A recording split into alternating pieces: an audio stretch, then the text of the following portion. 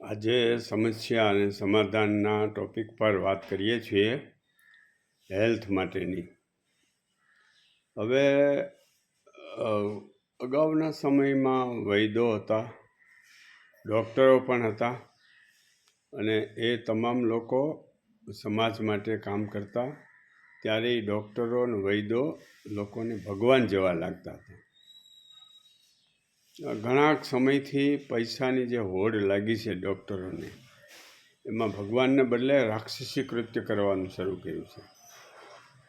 મેં આટલા વર્ષોના અનુભવમાં ઘણી જગ્યાએ મેં ડૉક્ટરોના, સર્જનોના, આસિસ્ટન્ટો વારે વાત કરેલી છે કે ખરેખર ઓપરેશનમાં શું કરવામાં આવે છે. તો મને જાણવા મળ્યું કે ઘણી વખત અમારી પાસે હોસ્પિટલમાં સીટો ખાલી પડી હોય, બેડ ખાલી હોય, તો કોઈ દર્દીઓ સારા આર્થિક કેપેબલ હોય તો એને દાખલ કરી દઈએ અને ખાલી ચેકો મારી અને ટાંકા લઈ લે અને કહે કે ભાઈ ઓપરેશન કરી નાખ્યું.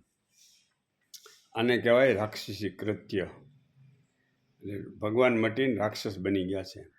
પછી લેબોરેટરીમાંથી ખોટા રિપોર્ટો તૈયાર કરવા, અને એક તો પોતાનો ડૉક્ટરો એનો ચાર્જ લે છે, પછી લેબોરેટરી પાસેથી કમિશન લે, એક્સરેવાળા પાસેથી, અને તમામ, અને એથી વિશેષ દવા જે વેચનારા છે એની દવાઓ ખૂબ લખી આપે જાજી, એની પાસેથી કમિશન મળે છે. અને મેં ઘણીવાર માર્ક કર્યું છે કે કોઈ પણ જાહેર સેવા સંસ્થાઓ હોય ને, એમાં એની દિવાલ ઉપર દાતાઓના નામ લખ્યા હોય. તો જવલ્લે જ કદાચ કોઈ ભૂલે ચૂકે કોઈ ડૉક્ટરનું નામ હોય, બાકી ક્યાંય દાતાઓમાં ડૉક્ટરનું નામ જ ન હોય. એને ખાલી રૂપિયા લૂંટવા છે.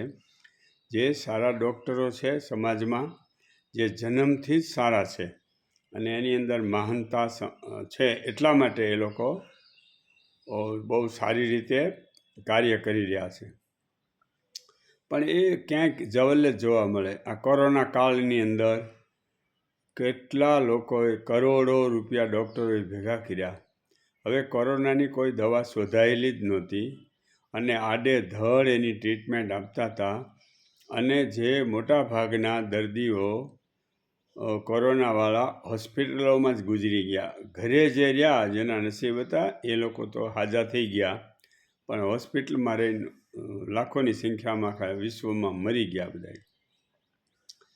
અને એક ડૉક્ટરે એકમાંથી 3 હોસ્પિટલો બનાવી કોરોના કાળ પછી. કેટલાય ફાર્મ હાઉસ લીધા, કેટલું બહુ રૂપિયા ભેગા કર્યા, હદ વગરના. આને શું કહેવાય? આ રાક્ષસી કૃત્ય કહેવાય. ધરાતા જ નથી. પૈસા ક્યાંથી એને ઢસડીને ભેગા કરવા છે. જ્યાં જોવો ત્યાં હોસ્પિટલો ઊભી થતી જાય છે અને મલ્ટીપર્પઝ ને બધાય અને ભેગા મળીને ઓલા એકાદો અલગ અલગ લૂંટતા હોય ને, એની બદલે એકાદે સંયુક્ત મોટી લૂંટ કરી શકાય.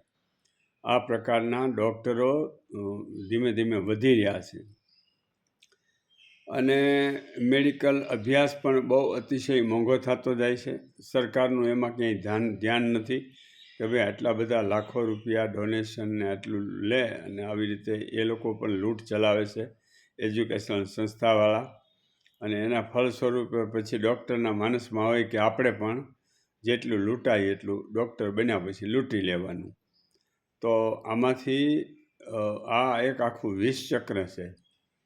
અને ઘણા તો મેં એવા જોયા છે કે સમાજના પૈસે ભણેલા ડૉક્ટરો, મોટાભાગે પટેલ સમાજમાંથી ડૉક્ટરોને વગર વ્યાજની લોન આપે, ભણે, અને પછી પટેલ કોમ્યુનિટીના જે દખલ થયેલા હોય ને, એમ થાય કે આની પાસેથી પૈસા નીકળે છે. બીજા કોઈ ઓર્ડિનરી હોય કે ગરીબ હોય તેની પાસે શું નીકળે? એટલે બીજા કોમ્યુનિટી પાસેથી એટલા પૈસા નહીં લે ઓપરેશનના કે બીજા. પટેલ પાસેથી લૂંટવાનું કામ કરશે પટેલ ડૉક્ટરો. આ પણ મેં ખાસ જોયું છે. જેમ પટેલ અધિકારીઓ છે, એ લોકો પટેલનું કાંઈ પાસે કામે આવે ને, એટલે એની પાસેથી વધારે પૈસા કઢાવે કરપ્શન કરીને અધિકારીઓ. એટલે આ એક મોટું જબરજસ્ત પાપ ચાલી રહ્યું છે. તો હેલ્થની અંદર હવે ખોટા રિપોર્ટોથી માંડી ખોટા ઓપરેશનોથી લઈ અને જે આ કૃત્ય થઈ રહ્યું છે ને, તો સરકારે આંખો બંધ કરીને બેઠી છે અને સમાજના લોકોએ કોઈ બોતડાની જેમ કાંઈ બોલતા નથી અને જોયા કરે છે. અને જે ડૉક્ટરો કે જેમ કે એમ દવાઓ લઈ લેવાની, એમ એની પાસે કપાવવાનું અને લૂંટાવાનું. તો મહેરબાની કરી, અને એમાંય જે આ સરકારી સ્કીમ આવી છે કે ગવર્મેન્ટ એટલા 5 લાખ રૂપિયા આપે, 10 લાખ, એટલે ખોટા ઓપરેશનો ડૉક્ટરો કરવા માંડ્યા છે. એને એ આ સરકારી પૈસાના પાપે આ લોકો ખોટું ઓપરેશન ને ખોટી બધી ટ્રીટમેન્ટ ને એવું કરી અને સરકારને લૂંટે છે. પ્રજાને તો અત્યાર સુધી લૂંટતા હતા.